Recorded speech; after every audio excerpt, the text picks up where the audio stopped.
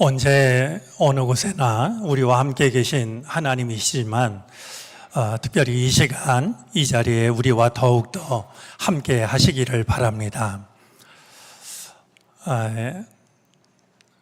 어느 나라 어느 시대나 이 문지방에 앉는 것은 삼가는 일이었습니다. 왜냐하면 이 문지방이 안과 밖의 경계였기 때문에 그것을 모두가 신성하게 여겼습니다. 어쩌면 오늘 우리가 모인 이 자리는 시간의 문지방이 아닐까 하는 생각을 갖게 됩니다. 묵은 한 해를 보내고 새로운 한 해를 맞이하는 시간이기 때문에 어쩌면 시간의 문지방에 우리가 와 있다라고 여겨집니다. 언제나 우리와 함께 하시는 하나님께서 오늘 더욱더 우리들 한 사람 한 사람 지난 한 해를 살아왔던 우리들에게 또 새로운 한 해를 맞이할 우리들에게 더욱 함께 하시기를 바랍니다. 예배를 이렇게 드리면서 제가 우리 교우들을 보니까 특별히 가족들과 이렇게 나란히 앉아서 예배를 드리는 분들이 많이 있습니다. 올 한 해 특별히 하나님께서 여러분들의 가정을 축복해 주셔서 주님이 주인 되어 주시고 하나님의 평화가 언제라도 함께 하시는 복된 가정 되어질 수 있기를 바랍니다. 아마 이 시간에 많은 사람들은 새해를 맞는 명소를 찾아서 먼 길을 나섰을지도 모르겠습니다. 어쩌면 바닷가를 찾아갔을지도 모르고 어쩌면 높은 산을 찾아갔을지도 모릅니다. 이 하루를 보내고 이제 새해 처음 떠오르는 해를 바라보면서 마음의 소원을 빌기 위해서였겠죠. 그렇지만 우리는 오늘 묵은 해를 보내고 새로운 해를 맞이하는 이 시간에 주님 앞에 왔습니다. 오늘 이 자리에 있는 것이 우리가 선택할 수 있었던 그중 좋은 시간이 되어지기를 바라고 그중 의미 있는 시간이 되어졌으면 좋겠습니다. 우리가 흔히 흘러가는 세월을 표현할 때 쏜살 같다든지 아니면 유수와 같다라는 말을 합니다. 쏜살이라는 말은 시간의 빠르기를 생각하게 합니다. 쏜 화살이라는 뜻일 터이니 쏜 화살은 총알과 달라서 우리 눈에 보이기는 보입니다. 그러나 따라잡을 수가 없죠. 올 한 해 2025년도를 보냈는데요. 우리 눈에 매일같이 보이는 것 같았지만 어느새 우리는 이 한 해를 보내고 있습니다. 참 빠른 세월이라고 하는 것을 다시 한번 생각하게 됩니다. 그런가 하면 흘러가는 세월을 두고서 유수와 같다라고도 말합니다. 흘러가는 물이라는 뜻인데 이 유수와 같다라고 하는 것은 시간의 성격을 우리에게 전해줍니다. 흘러간 물은 물에 빠르기보다는 흘러간 물은 다시 되돌릴 수가 없습니다. 우리 앞을 지나간 시간들도 마찬가지 의미를 가지고 있을 겁니다. 우리가 더러더러 기억할 뿐 그 시간을 되돌릴 수는 없는 것이겠죠. 오늘 묵은 한 해를 보내고 새로운 한 해를 맞이하는 이 시간에 우리가 살아왔던 지난 한 해를 돌아보고 어떤 일이 기다리고 있을지는 모르지만 우리에게 다가올 한 해를 믿음으로 바라보는 시간을 가지려고 합니다. 제가 오늘 송구 영신 예배를 준비하다가 제가 아는 목사님이 쓴 짤막한 글을 읽게 되었습니다. 다음과 같은 내용이었습니다. 어떤 남자가 마음에 간절히 소망하던 새 차를 구입하게 되었다라고 그럽니다. 그가 새 차를 몰고 집으로 돌아오고 있었습니다. 근데 왠지 뭔가를 잃어버린 듯한 그런 느낌이 마음속에 들었습니다. 내가 무엇을 잃어버린 것이지? 차를 2번이나 세우고서 소지품도 세워보고 호주머니 속도 살펴보았습니다. 하지만 무엇을 잃어버린 것인지 알 수가 없었다는 겁니다. 이제 마침내 집에 도착을 했습니다. 집에 오자 딸이 집에서 나오면서 아빠에게 이렇게 이야기를 합니다. 아빠, 이게 새로 산 차예요? 그러면서 하는 말이, 그런데 엄마는 어디 갔어요? 이 남자가요, 새 차를 샀다라고 하는 즐거움 때문에 화장실에 간 아내를 깜빡하고 말이죠. 차만 몰고 집으로 돌아왔다는 이야기였습니다.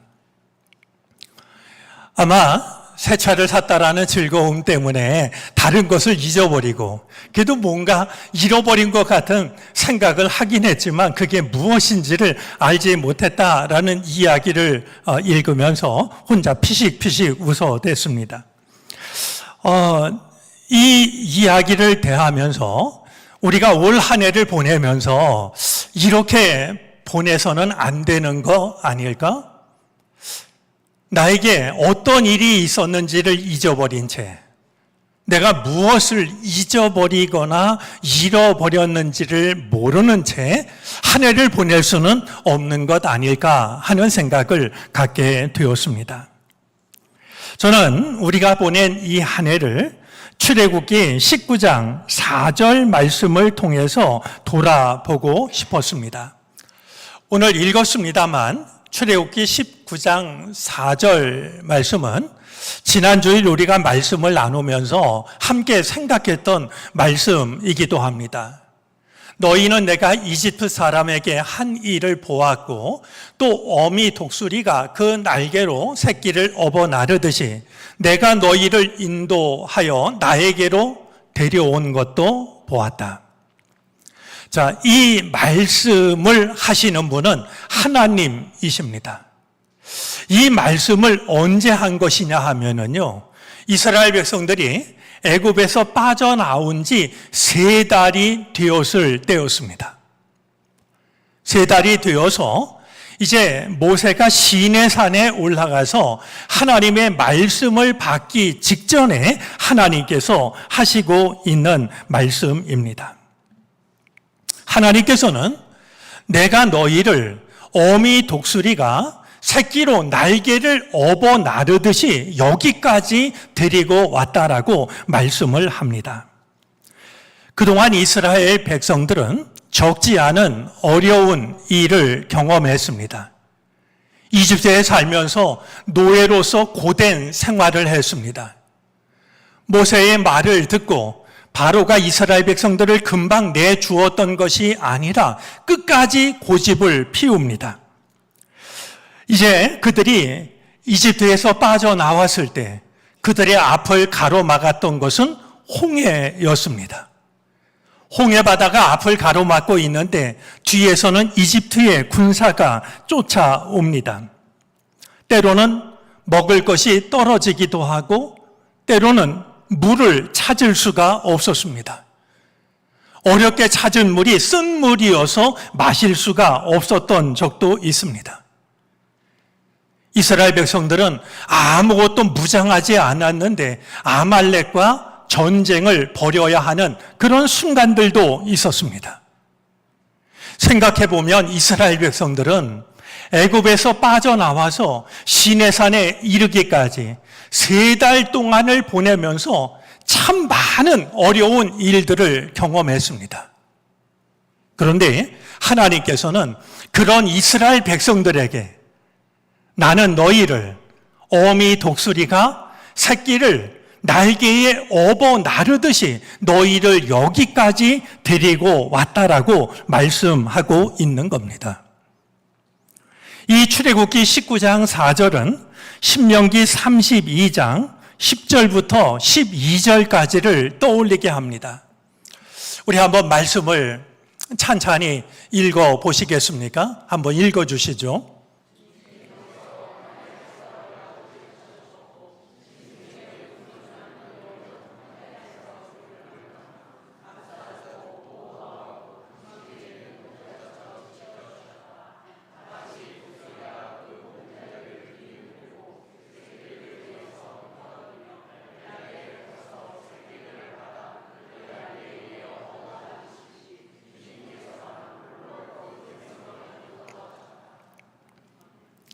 우리가 충분히 이해할 수 있는 말씀입니다. 새끼 독수리가 때가 되어서 둥지를 떠나야 함에도 둥지에 머무르는 것이 너무 좋아서 떠나지를 않게 되면 어미 독수리가 결단을 내립니다. 둥지를 마구 흔들어서 이제 편안하게 깔려있던 깃털을 날려보냅니다. 그리고 더 흔들어서 이제 둥지 아래를 이제 메우고 있던 흙을 떨어뜨리죠. 그러면 이제 맨 가지가 나타나고 그 위에 앉아 있으면 몸이 배기기 시작합니다.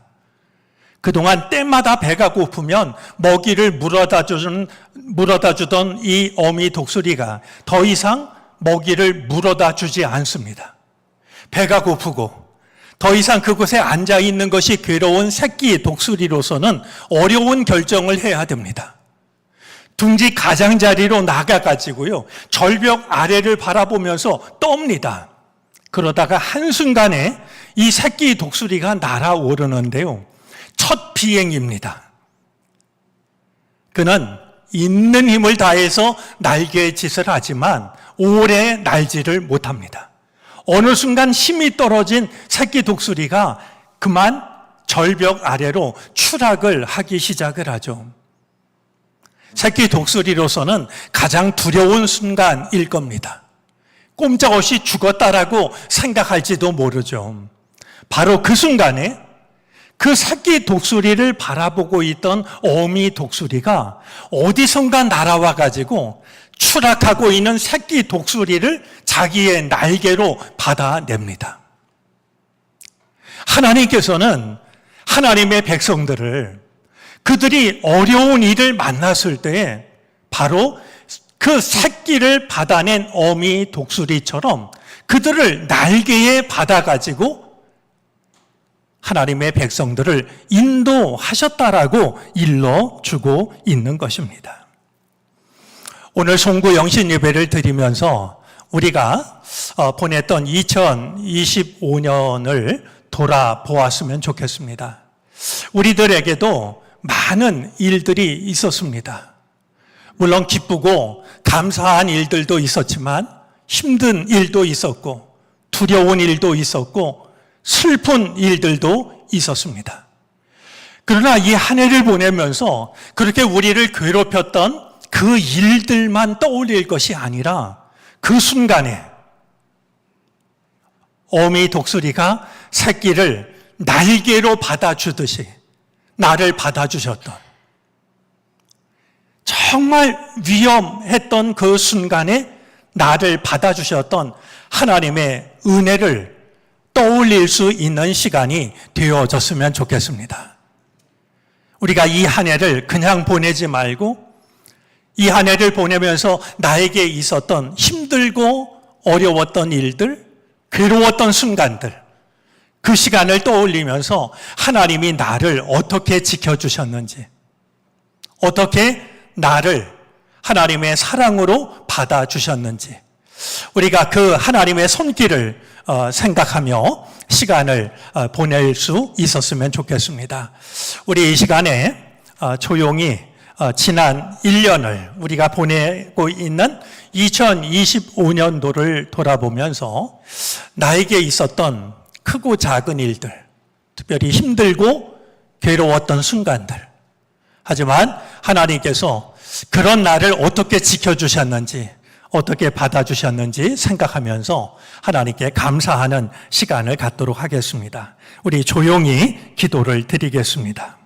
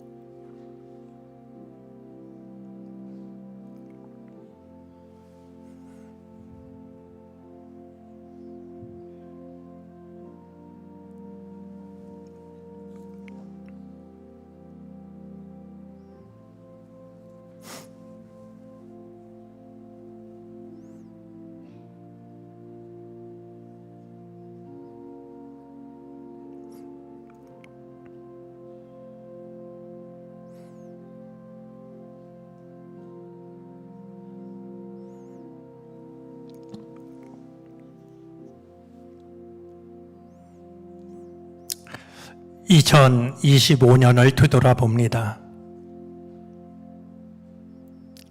지나간 한 해도 다산다난했던 한 해였습니다. 많은 일들이 우리에게 있었습니다. 기쁘고 감사한 일들도 있었지만 원하지 않았던 일들도 적지 않았습니다.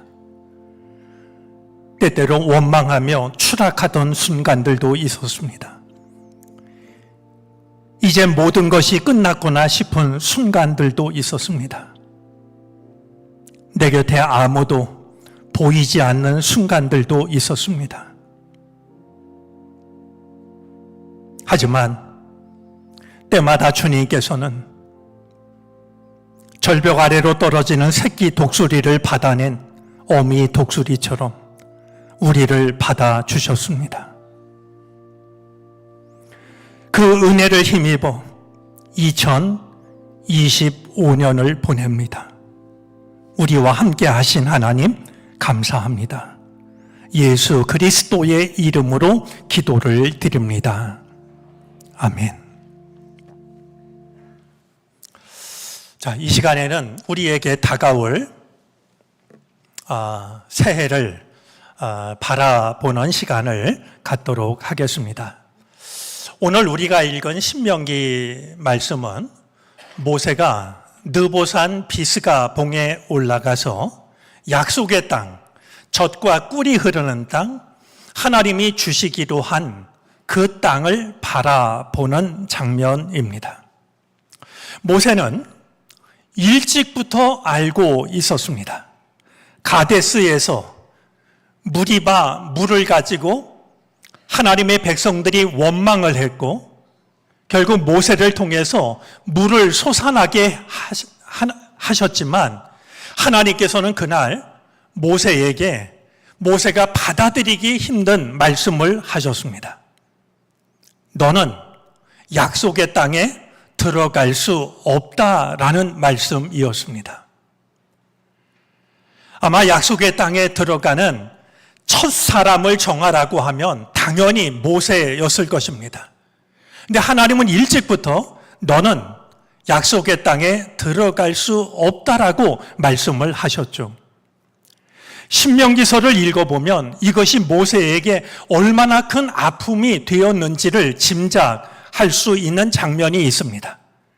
신명기 3장 25절에 보면 모세가 하나님께 한 번 더 간청을 드립니다. 나도 그 땅에 들어가게 해달라고 말이죠. 하나님의 마음이 흔들리지 않으셨을까 생각이 되는데요. 하나님은 여전히 단호하게 말씀하십니다. 이것으로 내게 족하니 이 일로 내게 다시 말하지 말아라. 이스라엘 백성들을 약속의 땅 초입까지 이끌어가는 것. 내게 주어진 일은 거기까지니까 이 일을 가지고 나한테 다시 이야기하지 말라라고 말씀하셨습니다. 출애굽기를 읽어보아도 신명기서를 읽어보아도 민수기서를 읽어보아도 더 이상 모세가 이 일을 두고 하나님께 이야기하는 장면을 찾아볼 수가 없습니다. 모세가 받아들였습니다. 마침내 그 시간이 찾아왔고 모세는 느보산 비스가봉에 올라가서 하나님께서 주시기로 한 그 땅을 눈이 닿는 만큼 사방을 바라보기 시작합니다. 모세의 마음이 어떠했을까요?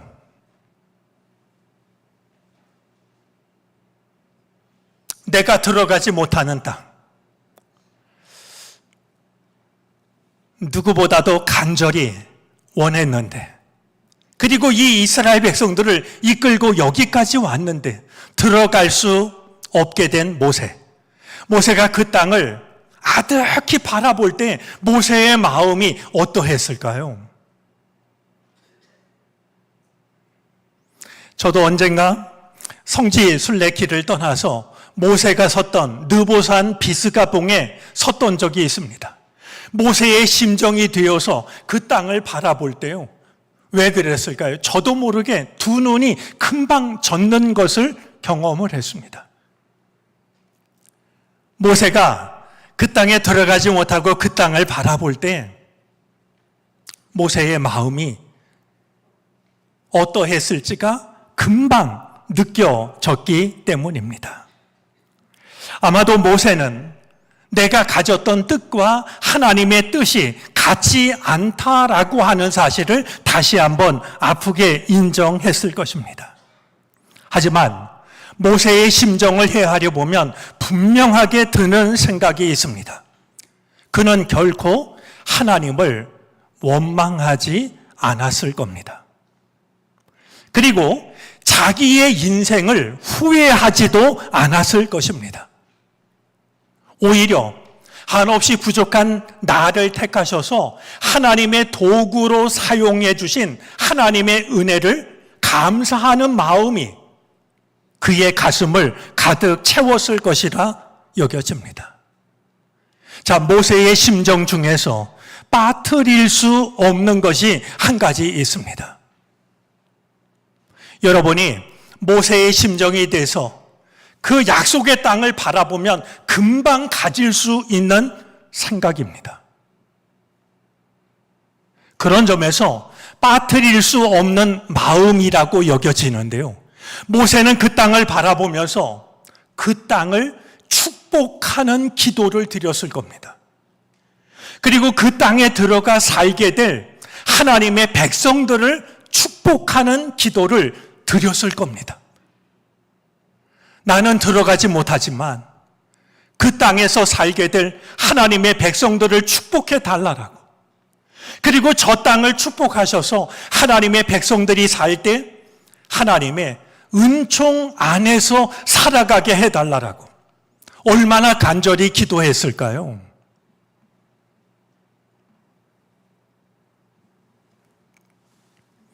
우리는 2026년도를 맞이하면서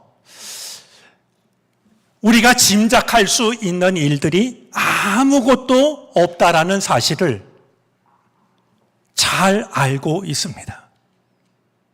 어쩌면 내가 원하는 것과 나를 향하신 하나님의 뜻이 얼마든지 다를지도 모릅니다. 하지만 오늘 이 시간에 새로운 한 해를 맞으면서 내가 원하는 것과 나를 향하신 하나님의 뜻이 다르다 할지라도 이제 나와 함께 사는 사람들, 내가 사랑하는 사람들, 그들이 살아갈 삶을 하나님께서 축복해 주시기를 바라는 이 모세의 마음만큼은 우리가 이 새로운 한 해를 맞이하면서 우리 마음속에 소중하게 간직해야 될 마음이라고 여겨집니다. 내가 원하는 그대로 하나님이 나에게 다 주시진 않겠지만 내가 사랑하는 사람들의 삶이 복된 삶이 되게 해달라고. 내가 기억하는 모든 사람들의 삶이 하나님의 은총 안에서 살아가는 삶이 되게 해달라고. 어쩌면 느보산 비스가봉에서 그 땅을 바라보면서 눈물로 기도했을 이 모세의 마음이 새해를 맞는 우리들의 마음이 되어야 하지 않는가 하는 생각을 이제 2026년도를 앞두고서 마음에 품게 됩니다.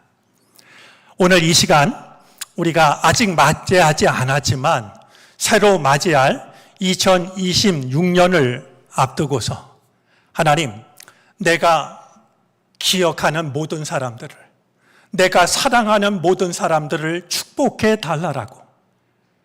그들이 사는 그 땅이, 그들이 맞이하는 시간이 젖과 꿀이 흐르는 땅, 젖과 꿀이 흐르는 시간이 되게 해달라라고 기도를 드렸으면 좋겠습니다. 무엇보다 나의 사랑하는 가족들, 또 함께 신앙생활하는 교우들, 나의 기도를 필요로 하는 그 누군가를 떠올리면서 하나님께서 부디 그들의 삶을 축복해 주시기를, 그들이 사는 땅을 젖과 꿀이 흐르는 땅으로 삼아 주시기를 우리 이 시간에 다시 한번 조용히 기도를 드리겠습니다.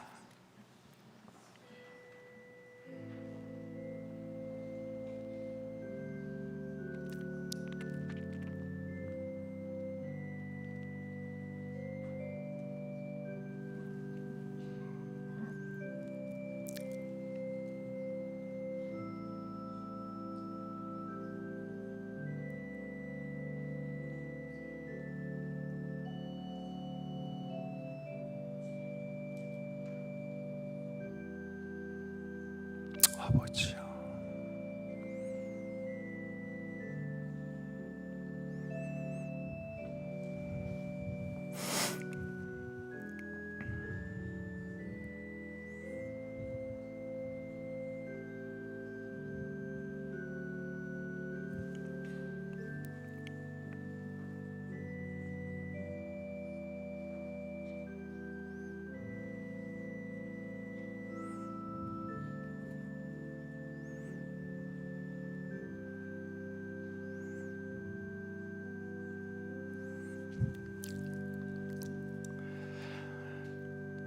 우리를 위해 예비하신 2026년을 마주하며 느보산 비스가봉에 선 모세를 생각합니다.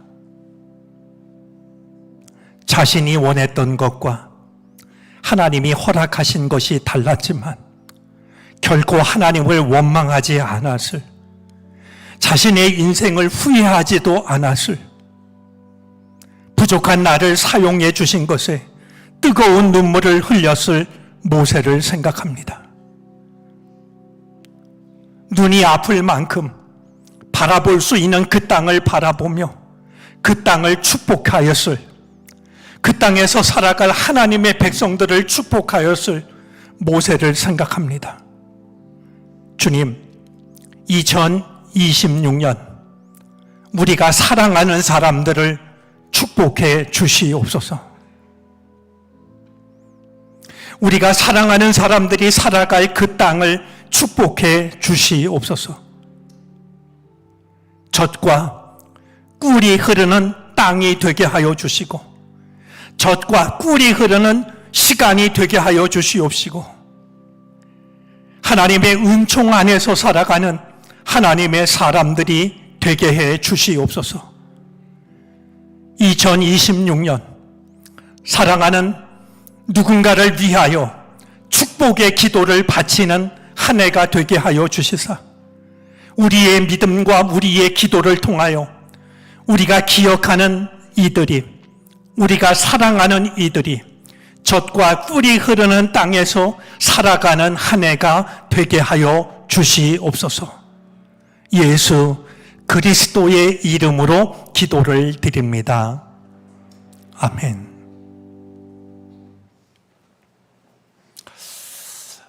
예, 이제 한 해가 새로운 한 해가 가까이 다가왔습니다. 이 시간에는 지거 쾌더라는 분이 그린 그림 하나를 잠깐 보도록 하겠습니다.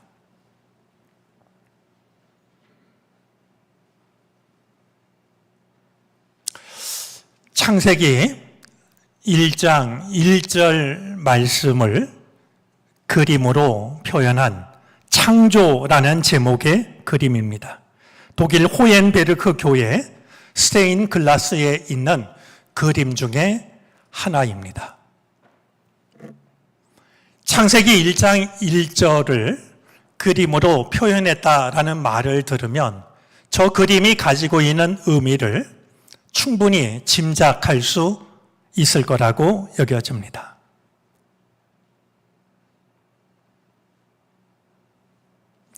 커다란 손이 하나 있고 별들이 빛나는, 해일지 달일지 모르는 천체가 빛나고 있는 모습을 확인할 수 있습니다.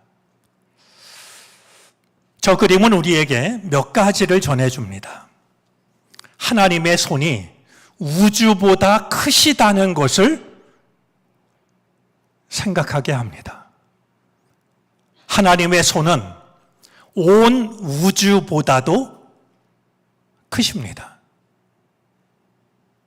또한 온 우주를 운행하시는 것이 하나님의 손이라는 것을 생각하게 합니다.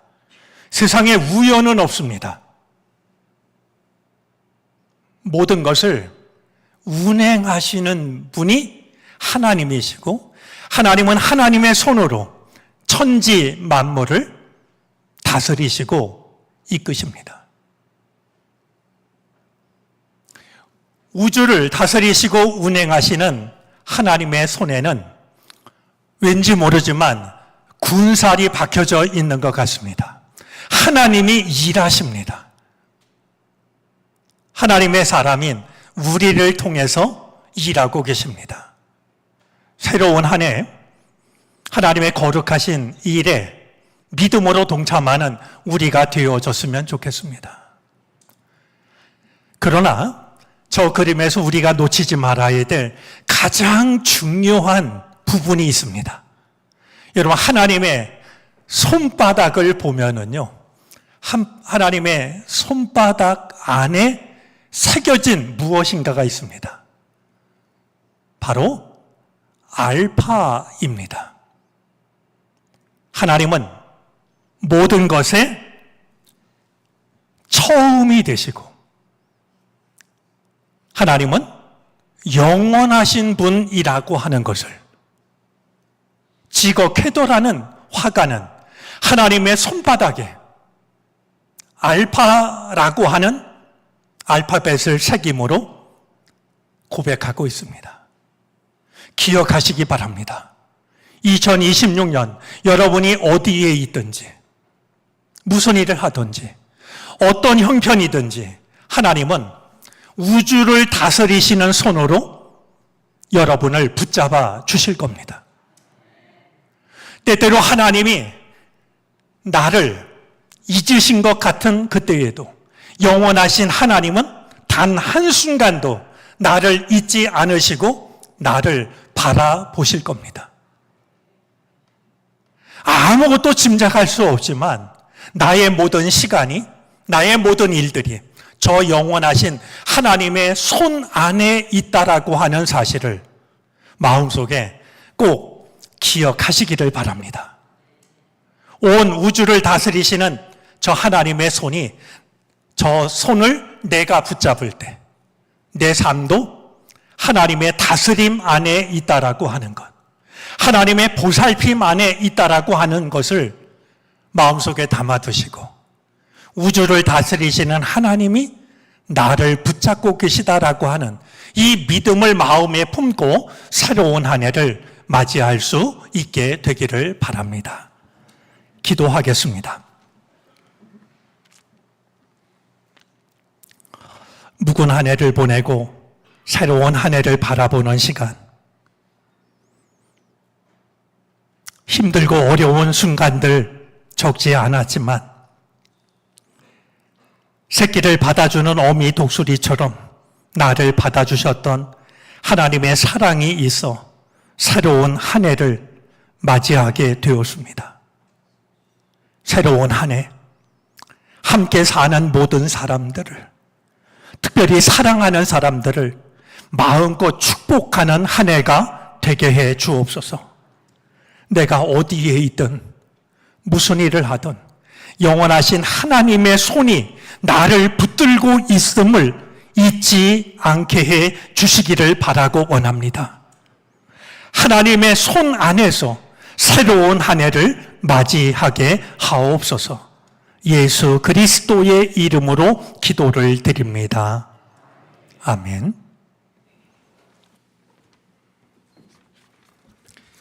찬송가 300